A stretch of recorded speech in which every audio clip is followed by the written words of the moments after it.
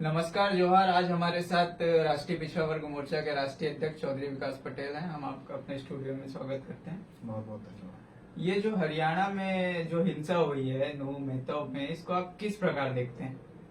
नूह में जो हिंसा का मामला बताया जा रहा है वो ये बताया जा रहा है कि 31 जुलाई को बजरंग दल और विश्व हिंदू परिषद के द्वारा एक शोभा यात्रा निकाली जाने वाली थी।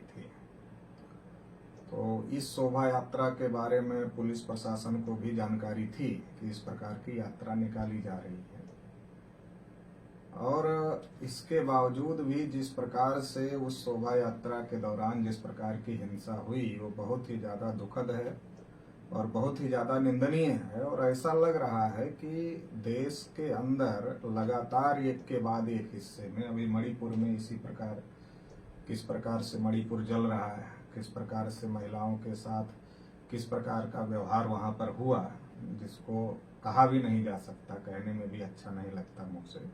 तो इस प्रकार की खबरें देश भर में आ रही हैं। तो देश भर में जो इस प्रकार की खबरें आ रही हैं ये बहुत ही ज्यादा दुखद है, और इस प्रकार की घटनाएं हो रही हैं और सरकार उसको रोक नहीं रही है, ये उससे भी ज्यादा दुखद है। तो ये जो देश भर में हिंदू मुसलमान के नाम पर जो आग फैलाई जा रही है, खासतौर से आरएसएस, बीजेपी और उनसे जुड़े संगठनों के द्वारा जो आग फैलाई जा रही है, और उसकी वजह से ये जो सांप्रदायिक तनाव पैदा किया जा रहा है और देश में जो तमाम मुद्दे हैं, मूल मुद्दे हैं, उसकी तरफ से लोगों का ध्यान हटाने के लिए इस प्रकार की घटनाओं को किया भी जा रहा है और करवाया भी जा रहा है, जो कि बहुत ज्यादा दुखद है।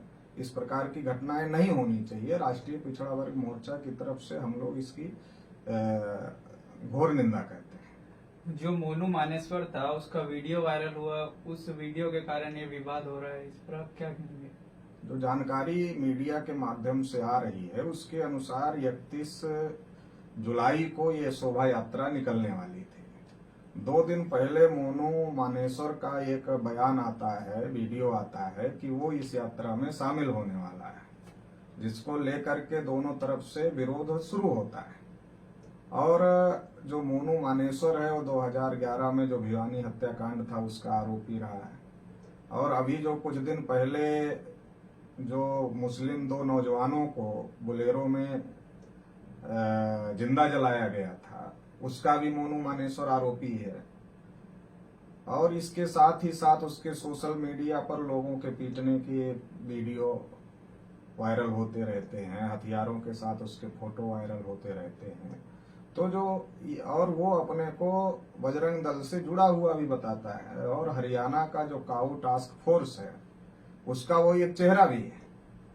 तो कुल मिलाकर के मोनू मानेश्वर का जो संबंध है वो आरएसएस बीजेपी के साथ में जुड़ा हुआ है, और इसकी वजह से मोनू मानेश्वर पुलिस की गिरफ्त में नहीं था।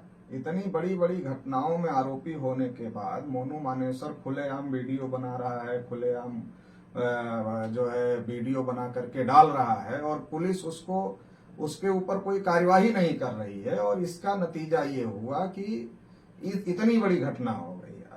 अगर मोनू मानेश्वर के ऊपर कार्यवाही पुलिस करती समय रहते तो इतनी बड़ी घटना से बचा जा सकता था, मगर समय रहते पुलिस प्रशासन ने उसके ऊपर कार्यवाही नहीं किया, और इसकी वजह से इतनी बड़ी घटना जो नूह में हुई है वो इतनी बड़ी घटना हुई। ये जो नूह में हिंसा हो रही है, इसको रोकने के लिए सरकार की क्या भूमिका होनी चाहिए? नहीं, सरकार के पास पूरा समय था। 2 दिन पहले से ये विवाद शुरू हो गया। 48 जो 31 जुलाई को जो ये निकलने वाली थी यात्रा, तो उसके 2 दिन पहले से ये सारा विवाद शुरू हो गया। 2 दिन पहले से सारा विवाद शुरू हो गया तो फिर पुलिस प्रशासन क्या कर रही थी, सरकार क्या कर रही थी? सरकार अगर चाहती तो इसको रोक सकती थी, मगर सरकार ने इसको रोका नहीं, सरकार ने इसको होने दिया, क्योंकि सरकार चलाने वाले लोगों देश भर में माहौल खराब करने के लिए काम कर रहे हैं। अभी बरेली में जो मामला हुआ था, बरेली के एसपी जो प्रभाकर चौधरी थे, उन्होंने अगर कार्यवाही नहीं किया होता तो बरेली में भी इस प्रकार की घटना हो सकती थी। और प्रभाकर चौधरी के द्वारा यह कहा भी गया कि जो लोग थे वो उनके पास असलहे भी थे, ऐसा भी उनको जानकारी मिली। और वो पुलिस की बात मानने के लिए किसी भी स्थिति में तैयार नहीं थे।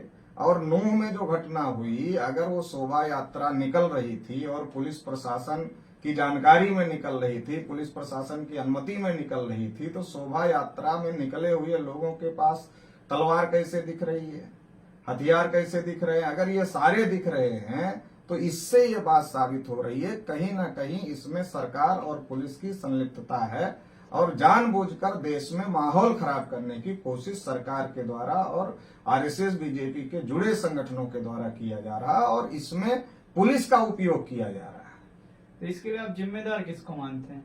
इसके लिए सबसे बड़ा जिम्मेदार तो आइडियोलॉजी है, वो विचारधारा है जो देश में नफरत फैलाने का काम कर रही है, जो लगातार देश में हिंदू मुसलमान हिंदू मुसलमान हिंदू मुसलमान करने का काम जो आरएसएस के लोग कर रहे हैं और उनसे जुड़े संगठन के लोग कर रहे हैं, देश के सारे मुद्दों को गायब कर रहे हैं और केवल हिंदू मुसलमान ही देश में चलाने का काम कर रहे हैं। जो नौजवान है, नौजवानों के दिमाग में जो नफरत की भावना पैदा करने का काम किया जा रहा है, ये इसके लिए सबसे ज्यादा जिम्मेदार है और इसकी वजह से इस प्रकार की घटनाएं हो रही हैं। इस घटना को लेकर अब आगे क्या करना चाहिए? देखिए, ये बहुत बड़ी घटना है और ऐसी घटनाएं देश में तमाम जगहों पर ना दोहराई जाए, इसके लिए एक तो इस घटना की निष्पक्ष तरीके से जांच होनी चाहिए। कोई हाई कोर्ट या सुप्रीम कोर्ट के सिटिंग जज के माध्यम से इसकी जांच होनी चाहिए उसकी अध्यक्षता में, और इसमें जो दोषी हैं उनको कड़ी से कड़ी कार्यवाही उनके खिलाफ में होनी चाहिए। और हम सरकार चलाने वाले लोगों को भी कहना चाहते हैं कि सरकार किसी पार्टी की सरकार नहीं होती, किसी संगठन की सरकार नहीं होती, सरकार आम जनता की सरकार होती है, सभी लोगों की सरकार होती है। तो सरकार चलाने वाले लोगों को इस प्रकार की घटनाओं से को रोकने के लिए काम करना चाहिए, ना कि इस प्रकार की घटनाओं को बढ़ावा देने के लिए काम करना चाहिए। ऐसी जो राजनीति करने वाले लोग हैं, इसी राजनीति उनको बंद करना चाहिए और इंसाफ होना चाहिए और इस प्रकार की घटनाएं रुकनी चाहिए, इसके लिए काम करना चाहिए।